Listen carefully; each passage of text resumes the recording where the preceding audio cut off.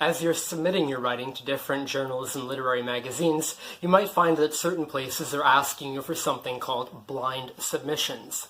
A blind submission means that you make sure that your name is not anywhere on the document that you are submitting to the publisher. So the way it would work is if I was the editor working in kind of receiving or taking in the submissions, I would get the emails in or get the attachments through Submittable. I'd take the attachments off, and these attachments being blind, I would send them to the appropriate editors, the story editor, the fiction, the poetry, the nonfiction editor, the art editor, etc., etc. And they would evaluate it, and if they liked the piece, they would come back to me and say, hey, I like that short story, this one with this title, give the writer of that one the acceptance, and I would then send it through, and the author would find out. The idea is there's only kind of one person who knows who the people submitting are, but the idea is that the editors should not have that, or should not have that information, and they should be evaluating it really just on the merits of the work itself. Pay scales can differ a little bit depending on where you're getting your information from, but generally, and I'm going by Science Fiction and Fantasy Writers of America, although that might change for you depending on what organization you're looking at, it kind of goes like this. You have professional, semi-professional, amateur, self-published, and vanity. With professional, they're paying professional rates, 6 to 8 cents a word generally. If you're dealing with semi-pro, you're dealing with less than 6 to 8 cents a word, and you're often dealing with a kind of token payment of $5, $10, $25, something like that. When you get to self-published, this might be if you're not going through a traditional publisher or not going through a magazine or submitting to a literary journal. Maybe you're running it on your own kind of blog or your own website. You're putting it out yourself. For amateur, that happens when you are submitting it to a journal that will publish it, but you're not getting paid for it. And people get freaked out by the idea of amateur, or they get offended by it, or they get angry by it. But it's not meant to be insulting. Amateur just means you do it and you're not getting paid for it. So if you love to, study astronomy in your free time, you're an amateur astronomer. There's nothing wrong with that, as I said. So amateur publication is what you find most often, because it's difficult to, bring in high levels of revenue, and because, print journalism and things like that is not bringing in the money maybe that it once was. A lot of journals use the amateur model. In terms of vanity, vanity is more something that happens with full book publishing than individual pieces in literary journals or magazines. But vanity is when you pay them a sum of money and they then put it out.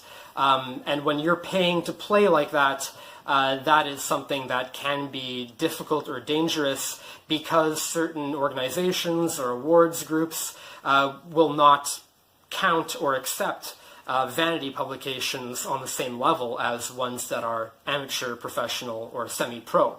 Even if you're looking to join a certain kind of professional writing organization like Science Fiction and Fantasy Writers of America, they say it's not just any publication you can apply with. You need to apply with, I think, at least 2 professional sales. Or if you've self-published, it has to have this much, monetary gain, or has to have sold this much. But what kind of market you're looking at, if you want to get into a professional writing organization, you're going to be needing to get into places that pay professional rates. The downside, of course, is that the higher they pay, the much more competitive and difficult to crack into the market becomes. In terms of editors and editing, making changes to your writing after you've submitted it to a magazine, there's a few important things to remember. Now, the debate between traditional publishing and self-publishing is a whole other topic for a whole other time, and there is benefits and downsides and pros and cons to both of those avenues. But if you're going through a traditional publishing model, which means that you're submitting it to a publisher or a journal or a place where they're going to look at multiple submissions, reject some, probably a majority, and take few through more of a curated process, the ways that they're going to handle and treat your work is something to think about. Now, often with a lot of literary journals and magazines, in many cases that I've found, probably more often than not, if they like it, they like it, and they want to print it and put it in. That's how it goes. Sometimes they might have editorial suggestions. In my experience, I've found more editorial suggestions are made with short stories than they are with poems, but it still could happen. In such a case, if they're trying to change absolutely and utterly everything about your story from a core theme and message, just totally reworking it to a point where it's not even your work anymore, unless you've signed a contract, it probably is at that point a good idea to maybe part ways with that publisher or to withdraw your submission.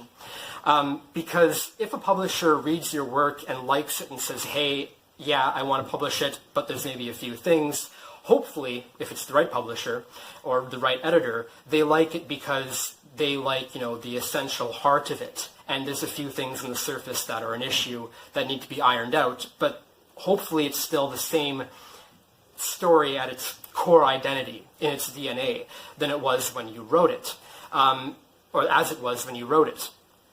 And I'll give you a couple examples in terms of how I was edited in ways that really, really helped me. So I try to stay open-minded. If somebody makes an editorial suggestion that seems completely off, completely wrong, completely disagrees with you on a molecular level, then that's something to listen to.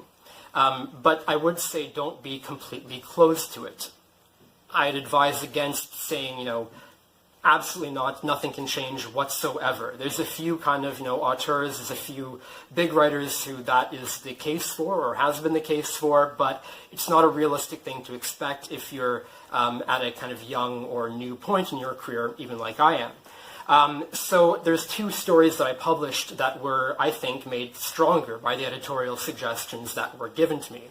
So one of those deals with a short story where I had submitted it, and the editors had come back to me and said, we like the story, we like the characters, we like where it's going, but we feel it doesn't really have enough of a climax, and we kind of like the intent of the characters, and we'd like to see what they're kind of doing a little bit further. Could you possibly expand this narrative a little bit and take it a little further and kind of show us where these characters end up? Well, I thought I was just going to be writing a small extra scene. It ended up being the whole second half of the story, and now I can't imagine it being any other way. And I was very, very grateful that I was encouraged to expand the narrative in that sense. In another case, I submitted a short story that was accepted conditionally, but the editors did have some concerns. So in one case, I had a character who pulled an item out of their pocket when I described their pockets as empty just a few pages before. There's another case where a character holds onto an item and is then suddenly and surprisingly absorbed into it. They get dissolved into a mist and absorbed into it. And the editors said, you don't talk about what that character is thinking or feeling when it happens. So we'd like to find out more about what was going on in their head. There was another point where a character's dialogue didn't really match the kind of way that I described them or set up the character.